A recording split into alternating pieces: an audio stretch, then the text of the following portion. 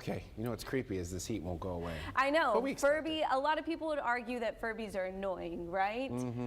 They kind of randomly make noises. They stare into your soul. Yeah, so we've got some annoying things about the weather forecast that just won't go away either, right? So the three things to know are the three things that are kind of annoying about this forecast, right?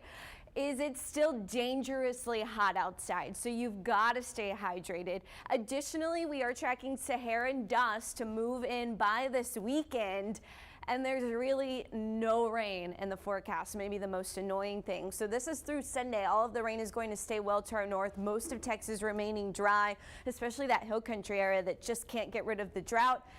We could use some rain, especially in our watershed levels running low, but unfortunately, that's just not what this trend of high pressure leads to. You can see with the help of a little bit of monsoonal pattern, we get some rain into northern Mexico and into portions of New Mexico and Arizona, but that's even abnormal. They should be getting a little bit more at this time of year.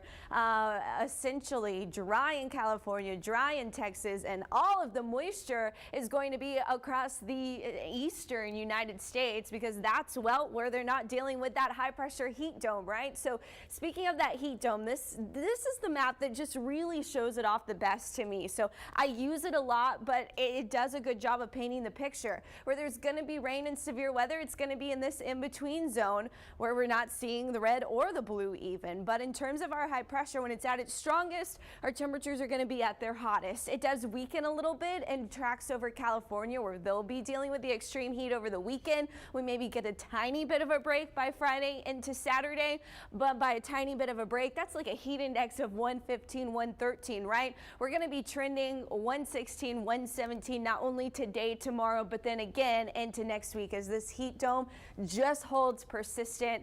And low pressure continues to track across the Northeast, Ohio, the Midwest. They're going to get some rain, some cooler air, but for us, the heat is here to stay. We are tracking mainly sunny skies as the heat does continue, though. Heat index values, notice 111 there at noon.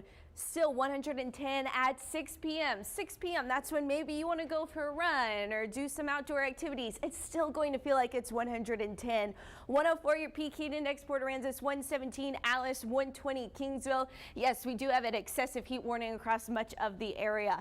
As I mentioned, Saharan dust across the tropics. There is a 50% chance of development to the north, but that dust is what we will be watching moving into Texas later on. By Friday, Saturday, Sunday, we're really going to see the bulk of that dust, so that will cause some allergy-like symptoms and those vibrant sunrises, sunsets. So be aware of that heading into the weekend. We get a tiny bit of a break in the heat, but it's only going to continue into next week.